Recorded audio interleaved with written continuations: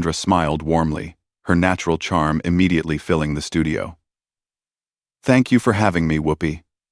This film has been such a passion project. It's about second chances, about how we can reinvent ourselves even when life throws us the most unexpected curveballs. That sounds beautiful, Sarah Haynes chimed in. What drew you to this particular story? Well, I think we all go through moments where we feel like we've hit rock bottom, Sandra explained, her voice carrying genuine emotion. This character reminded me that it's never too late to change your path, to choose kindness over bitterness, to build bridges instead of burning them. The conversation was flowing naturally, the audience clearly captivated by Sandra's authenticity. But Joy Behar had been unusually quiet, her eyes narrowing as she listened to Sandra's responses. Something about the actress's words seemed to irritate her, though the reason wasn't immediately clear to viewers. Speaking of building bridges, Joy finally interjected, her tone already carrying an edge that made everyone at the table tense up slightly. I have to ask about your recent comments regarding the entertainment industry. Some people might say you're being a bit naive about how Hollywood really works. Sandra's smile faltered for just a moment, caught off guard by the sudden shift in tone. I'm not sure what you're referring to, Joy. Could you be more specific? Oh, come on, Joy pressed, leaning forward with a smirk that didn't reach her eyes. The whole. Everyone can change narrative. It's very sweet, very idealistic. But don't you think some people are just fundamentally selfish? Some people never change because they don't want to change? The studio fell silent. Whoopi shifted uncomfortably in her seat, clearly sensing that Joy was going somewhere with this that had nothing to do with Sandra's movie. The audience picked up on the tension too, the earlier warm atmosphere now replaced with an uncomfortable electricity. I believe in the capacity for growth, Sandra replied carefully, maintaining her composure despite the obvious hostility. I think when people are given the chance to reflect and learn from their mistakes, most choose to do better. Most, Joy repeated with a bitter laugh. But not all. Some people just double down on their worst instincts. They hide behind their success and pretend they're victims, when really they're the ones causing all the problems. Now everyone at the table was looking at Joy with concern. This wasn't typical interview behavior, even for The View's famously confrontational format. Something personal was driving this attack, and Sandra was clearly trying to figure out what she had stumbled into. Joy, Whoopi attempted to intervene. Maybe we should talk about Sandra's upcoming projects. But Joy was just getting started. No. I think this is important.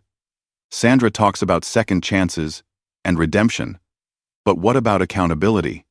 What about the people who get hurt along the way while someone is supposedly finding themselves? Sandra's publicist was frantically gesturing from the side of the stage, but Sandra held her ground. I absolutely believe in accountability, she said firmly. But I also believe that holding on to anger and resentment ultimately hurts us more than it helps. Forgiveness doesn't mean forgetting or excusing bad behavior. It means choosing not to let that behavior define our own response. How convenient, Joy shot back, her voice rising slightly. Easy to say when you're sitting pretty with your perfect career and your perfect life. Some of us have to deal with the real consequences of other people's choices. The tension in the studio was now palpable. Camera operators were unsure whether to keep filming or cut away. The audience sat in stunned silence, witnessing what felt like a deeply personal confrontation playing out under the guise of a promotional interview. Joy. I'm not sure what this is about, Sandra said, her voice steady, but with a hint of steel creeping in. But if you have something specific you'd like to discuss, maybe we should do it privately, rather than using your platform to attack someone who came here in good faith. Good faith, Joy repeated mockingly. That's rich. You want to talk about good faith? Let's talk about how some people in this industry smile to your face while stabbing you in the back. Let's talk about how some people build their careers on stepping on others, and then have the audacity to preach about kindness and second chances. The other hosts exchanged worried glances. This had clearly gone way beyond a normal interview disagreement. Joy was airing some kind of personal grievance, and Sandra Bullock had become an unwitting target for what seemed like years of pent-up frustration and anger. Sandra took a deep breath, clearly trying to maintain her professionalism in the face of Joy's increasingly erratic behavior. "Joy, I came here to talk about my film and connect with your audience. I'm not sure what personal issues you're dealing with, but this isn't the appropriate forum to work them out." "Personal issues?" Joy's voice cracked with indignation. "You want to talk about personal issues? How about we talk about your so-called humanitarian work? How about we discuss how you use charity events as photo opportunities, while some of us are actually trying to make a difference in the world?" The accusation hung in the air like a toxic cloud. Sunny Hostin's mouth was literally hanging open, while Alyssa Farah Griffin stared at Joy as if seeing her for the first time. "That's completely out of line," Sandra replied, her composure finally beginning to crack. "My charitable work is something I take very seriously, and I don't appreciate you questioning my motives without any basis in fact." "Without basis?" Joy laughed harshly. "I've been in this business for decades, sweetheart. I know how the game is played. I know how people like you operate. You show up to a few galas, write a check for the tax deduction, and suddenly you're Mother Teresa. People like me?" Sandra's voice was now ice cold. "What exactly does that mean, Joy?" "Joy. It means people who think they're better than everyone else," Joy snapped. "People who waltz around acting like they're above the fray while the rest of us are down here fighting in the trenches. You sit there talking about forgiveness and second chances like you're some kind of guru. But where was that forgiveness when people needed it from you?" The studio had gone completely silent except for the hum of cameras and the distant sound of traffic from the street below. Everyone seemed frozen, watching this train wreck unfold in real time. Production assistants were frantically trying to get the attention of the show's producers, but nobody seemed to know how to stop what was happening. "I have no idea what you're talking about," Sandra said slowly, each word carefully measured. "But I think you need to explain yourself or apologize for these baseless accusations." "Apologize?" Joy's voice rose to nearly a shout. "You want me to apologize? That's perfect. That's exactly the kind of entitled attitude I'm talking about. You come on my show, you sit at my table, and you expect me to just smile and nod while you promote your little feel-good movie about redemption? It's not your show, Joy," Whoopi finally interjected, her voice carrying the authority of the show's moderator. "And Sandra is our guest. You need to dial it back right now." But Joy was beyond listening to reason. Something had snapped, some internal dam had burst, and years of resentment were flooding out all at once. "Don't tell me what to do. Whoopi. I've been carrying this show for years, while everyone else gets the credit. I'm the one who asks the tough questions. I'm the one who's not afraid to call out hypocrisy when I see it." "What hypocrisy?" Sandra demanded, her own anger now clearly visible. "What exactly are you accusing me of? Because if you have something to say, then say it clearly, instead of hiding behind these vague insinuations." Joy stood up abruptly, her chair rolling backward with the force of the movement. The action was so sudden that it caused a collective gasp from the audience. "You want me to be clear? Fine. I'll be crystal clear. I'm tired of watching people like you get praised for doing the bare minimum, while people like me get criticized for telling the truth. I'm tired of this fake niceness, this manufactured sweetness that covers up the fact that Hollywood is still the same cutthroat business it's always been." "Sit down, Joy," Sarah Haynes pleaded, her voice barely above a whisper.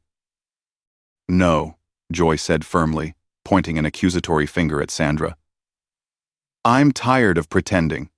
I'm tired of smiling and playing nice while people who don't deserve it get elevated to saint status. You want to talk about your movie? Let's talk about how you probably stepped on a dozen other actresses to get that role. Let's talk about how you've benefited from a system that rewards people for looking a certain way and saying the right things." Sandra stood up as well now, her patience finally exhausted. "I don't know what your problem is, But I won't sit here and let you attack my character based on whatever personal demons you're dealing with. This is completely unprofessional and frankly embarrassing for everyone involved." "Embarrassing?" Joy repeated, her voice dripping with sarcasm. "You think I'm embarrassing?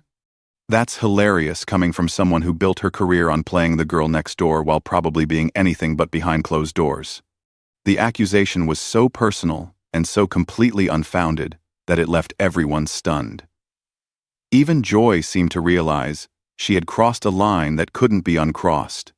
But instead of backing down, she doubled down, her face flushed with anger and something that looked almost like desperation. "You know what the real problem is?" Joy continued, her voice shaking now.